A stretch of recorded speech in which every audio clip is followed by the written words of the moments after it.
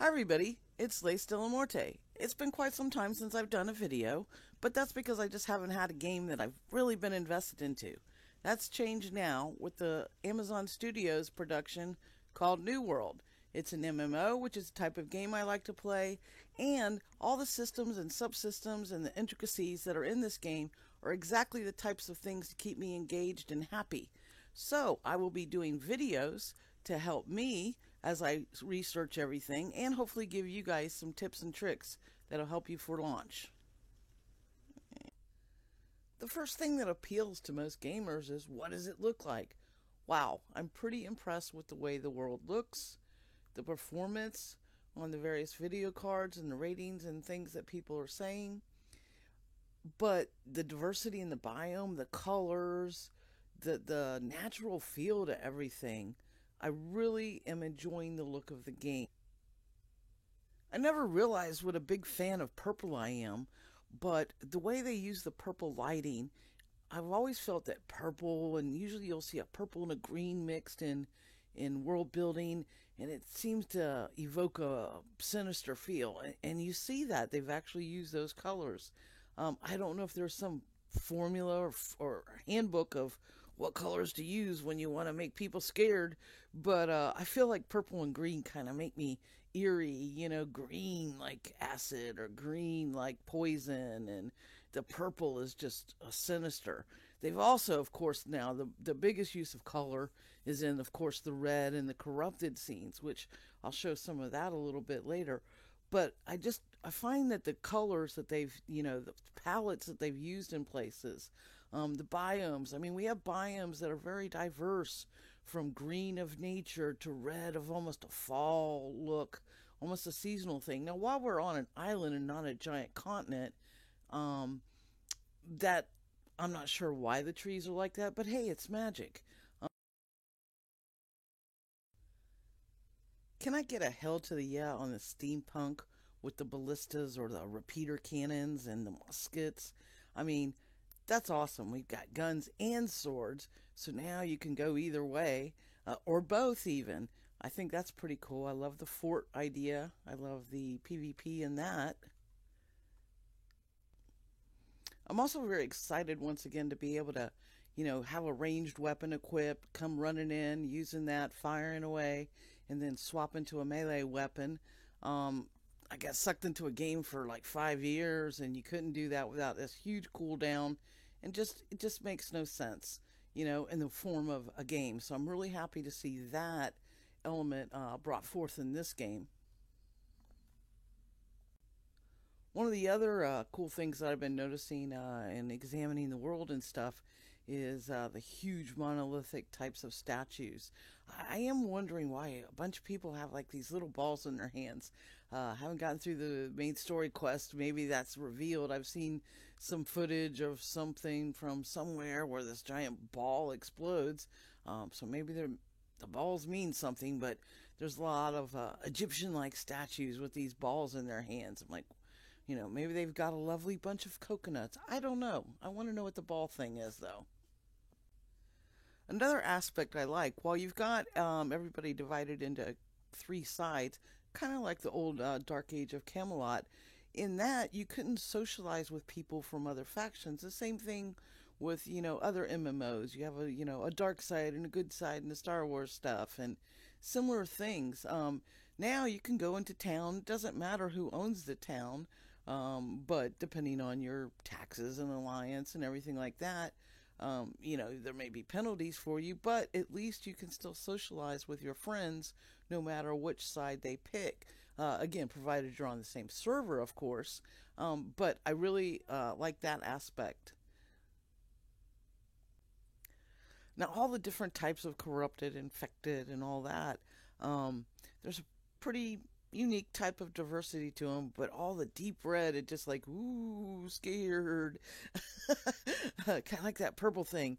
But I like the feel of the scene and the feel of the mobs.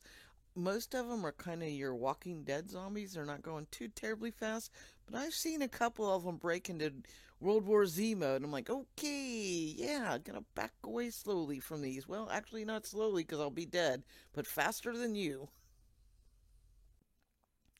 So look at these sheets of rain. I mean, it's almost like the gale force winds or something accompanied with a tropical storm or a hurricane. You know, the rain's not coming just boringly straight down. It's blowing. You know, you got to seek shelter and everything.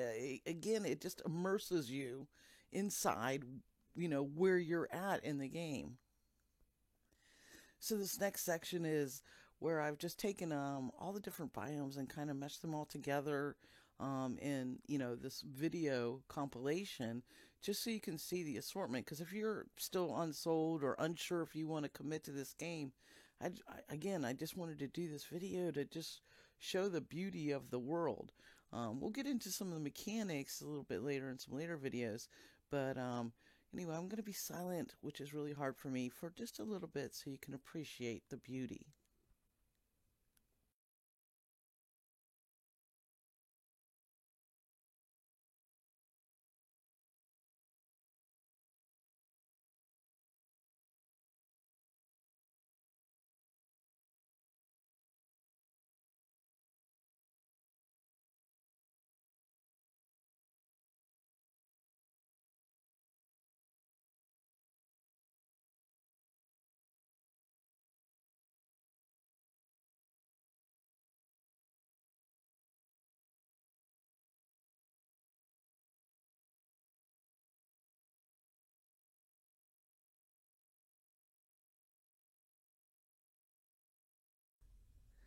So I'm a little sad that all the tree houses are in like the Reekwater area. I love the walkways and the look of it, but it's like the green area, me and the purple and the green. It's the green area. I don't want to go in the green area. Maybe not until, a higher level and stuff. But, I mean, I think that structure and the architecture would just look, amazing in a wooded area. And I guess it's just giving me like Feydark from EverQuest feelings. Of course, I was probably level 3 and fell out of the damn tree I don't know how many times and kept dying. But that was another lifetime ago.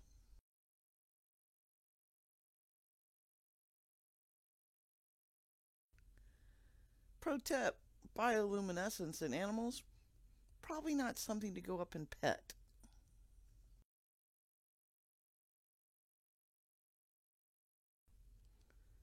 That is one horny son of a gun. I like that they've made fishing integrated with all the trade skills and stuff with the fishholes, the fish fillets, and things like that. And I tell you what, every time I'm looking at these rivers, I can't wait to get in some of them that I haven't seen yet and stuff. And I'm gonna be a fishing queen, that's for sure. Well, I'm probably gonna be one of those people that's like walking around, and every time I see something, it's like, oh, oh, oh, oh, and I'm never gonna get anything done because I'm just constantly gonna be picking stuff up off the ground or chopping trees or, oh, there's a cave, got to go in there and mine. Yeah, it's a squirrel. There I go. So I like how the housing's instance, that way you don't have to have a giant map. EverQuest 2, I know, did that. You would go to a quote unquote door, and that's going to be kind of the same thing that we'll do in here. I do like that the top 10 scores can get seen by other people if anybody's into housing decoration, which of course I'm into that too. That's why, I'm really excited about this going live and being able to progress and start doing everything. I want to make clothes. I want to make, you know, armor. I want to make equipment. I want to harvest. I want to forage. I want to skin. I want to decorate my house.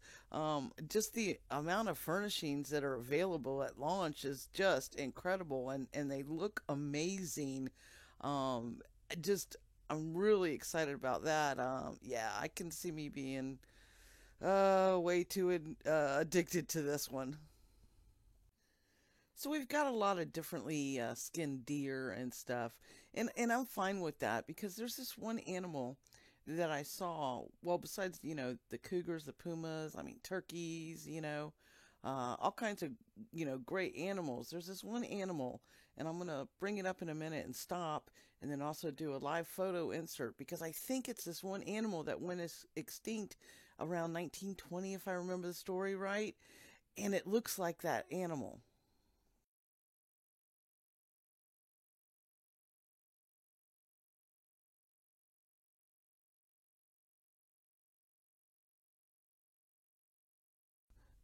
So here's the animal in game walking, and you know, maybe everybody's going, it's a tiger, you idiot. Well, to me, it looks like what's called a thylacine or a Tasmanian tiger. And I had read an article about these guys years ago, and I just always thought they're incredible looking. I only have this black and white photo from the internet. There's some that, you know, have artist renderings where I think they're maybe a lighter color than the orange that we saw here. But I also heard that possibly a year and a half ago, one may have been spotted in Australia. I'd love for them to have survived because they're kind of just very unique looking. And I love that that's what I'm seeing in game, and it's not just a tiger. You know, that they brought out some kind of extinct species on this magical island. That I don't know. I would get really behind that.